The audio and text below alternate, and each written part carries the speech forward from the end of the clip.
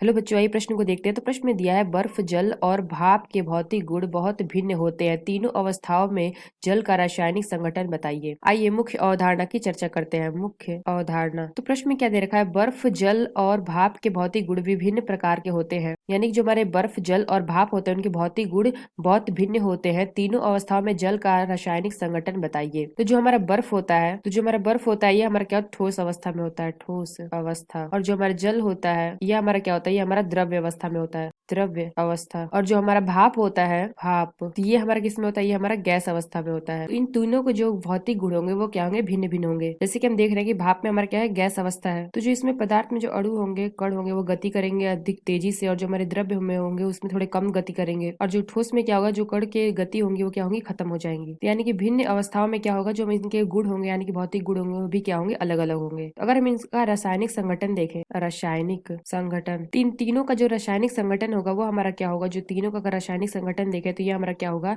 H2O, यानी कि 2 भाग हाइड्रोजन और 1 भाग ऑक्सीजन। यानी कि रासायनिक संगठन हमारा क्या आ जाएगा, H2O। तो अगर इसमें देखें तो इन तीनों अवस्थाओं में भौतिक गुण, तीनों अवस्थाओं